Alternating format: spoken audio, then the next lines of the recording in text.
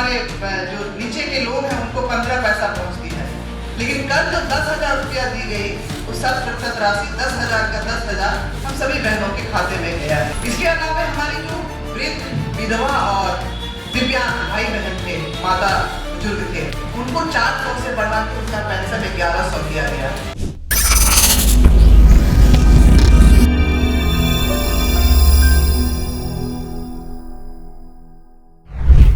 इतने बड़े स्तर पे हमारी बहनों को स्वरोजगार के लिए 2,10,000 की राशि जो तय की गई थी उसमें प्रथम किस्त में 10,000 की भुगतान कर दी गई है।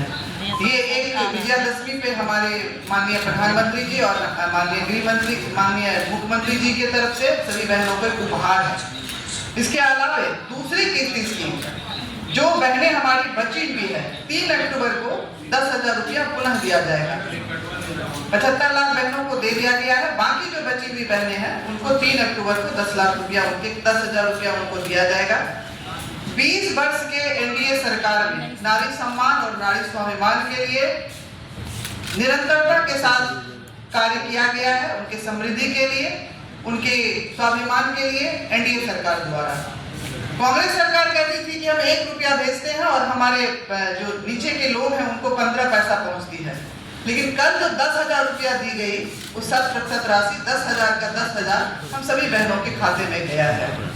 अन्य सभी योजनाएं, फ्री राशन, आवास, आयुष्मान, मातृवंदन योजना, नारी शक्ति अधिनियम, ये सभी चीजें जिसमें कि आपको 33% का आरक्षण जो आने वाले चुनाव में आगे अगले जो 2029 में होगा उसमें लागू किया जाएगा, ये सभी दर्शाता है कि हमारे प्रधानमंत्री जी और हमारे मुख्यमंत्री जी महिलाओं के प्रति कितने संवेदनशील हैं। इसके अलावा जो जीएसटी में भी जो दर कम की गई है, जहाँ पे 28% जीएसटी लगता था उसको 12% किया गया, जहाँ 12% लगता था वहाँ 5% किया गया, जहाँ 5% लगता था उसको 0 किया गया। आप देखेंगे कि रोजमर्रा की जो वस्तुएं हैं, साबुन, सर्फ, दतमन, पेस्ट, कॉपी, पेंसिल, ये सभी चीजों के मूल्य में कटौती हुई है। सभी चीजों के मूल्य जो है कम हुआ है। ये निश्चित रूप से हमारी जो बहनें घर को चलाती है उनके बजट पे इसका असर पड़ा, और ये उनके जो रसोई से लेके बच्चों की पढ़ाई तक पे उनका दैनिक दिनचर्या की जो वस्तुएं हैं उसको कम किया गया। इसमें हमारी बहनों के बीच काफी उत्साह है और वो सभी हमारे प्रधानमंत्री जी को इसके लिए धन्यवाद दे रहे हैं। इसके अलावा हमारी जो वृद्ध, विधवा और दिव्यांग भाई बहन थे, माता बुजुर्ग थे, उनको 400 से बढ़ा के उनका पेंशन 1100 किया गया। तो ये भी हमारे दर्शा रहा है कि लोगों में काफी उत्साह है और हमारे माननीय मुख्यमंत्री और प्रधानमंत्री जी के प्रति सभी आभार व्यक्त कर रहे हैं। आशा कार्यकर्ता जिनका मानदेय 1,000 रुपया था उसको बढ़ा के 3,000 किया गया। ममता दीदी जिसका कि 300 रुपया से उसका मानदेय था 1,500 रुपये, उनको 600 किया गया। ये सभी चीजें महिलाओं के प्रति हमारी सरकार की कर्तव्य निष्ठा और उनका जो संकल्प है वो दर्शा रहा। स्टार्टअप के माध्यम से 1522 रजिस्टर्ड हुआ है, स्टार्टअप पंजीकृत किया गया है। 225 महिला नेतृत्व आने वाले स्टार्टअप में शामिल है।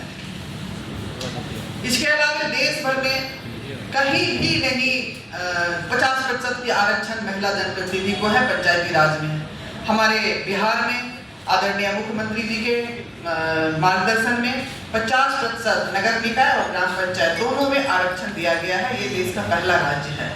इसके अलावा आप जब देखेंगे तो पहले जब हमारा 2090 से 2005 तक जंगल राज थी, उस समय में सिर्फ 13.8% महिलाएं जो थी वो कामकाजी थी, घर से निकलती थी, क्योंकि वहाँ असुरक्षा का भाव था। वहाँ लोग अपने आप को, हमारी बहनें, माताएं, बच्चियां सुरक्षित नहीं महसूस कर पा रही थी।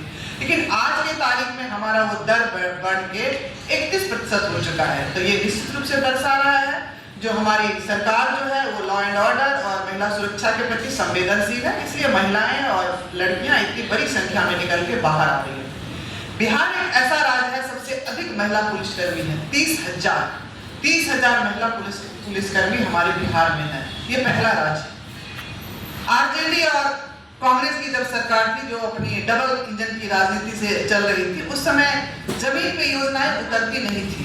उद्घाटन होता था लेकिन वो उसकी लोकार्पण नहीं हो पाती थी। लेकिन आज के समय हमारे मुख्यमंत्री जी, प्रधानमंत्री जी जो भी उद्घाटन करते हैं, लोकार्पण उसी कार्यकाल में उन्हीं के द्वारा किया जाता है। अपने मुख्यमंत्री जी और तेजस्वी जी अपने विपक्ष के नेता तेजस्वी जी बार बार बोलते हैं, मंच से तो बोलते हैं महिला सशक्तिकरण होना चाहिए, महिला के बारे में बात करते हैं, लेकिन उनके मंच से होता क्या है? सरेआम प्रधानमंत्री जी की माताओं को गाली दी जाती है। प्रधानमंत्री की माताएं के गाली ही सिर्फ नहीं देती है, वो प्रधानमंत्री जी की माता नहीं होती हैं, वो समस्त नारी शक्ति होती हैं जिनके बारे में वो शब्द का प्रयोग करते हैं। वो समस्त नारी जाति होती है बिहार की और पूरे देश की जिनको वो गाली देते हैं। तो उनके मंच से यही होता है। उनकी बेटी, स्वयं की बेटी किडनी बेच के लालू प्रसाद यादव जी का को अपना किडनी दिए, उनको स्वस्थ किए, लेकिन आज वो अपनी पुत्री के नहीं हो पा रहे हैं। आज तेजस्वी जी अपनी बहन के नहीं हो पा रहे हैं। तो यो सोचिए कि जो अपने बहन का नहीं हो पा रहा है, वो क्या किसी बिहार की किसी अन्य महिलाओं के सम्मान और उनकी सशक्तिकरण के बारे में वो क्या सोच सकते हैं? कुछ भी नहीं सोच सकते हैं। उनका दोहरा चरित्र है, दोहरा नीति है। आप याद कीजिए उनके कार्यकाल में चंपा विश्वास हत्याकांड, शिल्पी हत्याकांड, ये सभी उन्हीं के कार्यकाल में हुआ। और वो आज अपने आप को महिला के हितकारी, अपने आप को महिला माई बहन योजना के बारे में जिक्र करते हैं। तो उनका यही चरित्र है। बिहार की बेटियों का उन्होंने हमेशा से मान सम्मान को रौदा है, बिहार की महिलाओं के मान सम्मान को रौदा है। एनडीए की जो सरकार है वो हमेशा से महिलाओं के मान सम्मान, स्वाभिमान और उनके सशक्तिकरण के लिए बढ़ चढ़ के कार्य किया है।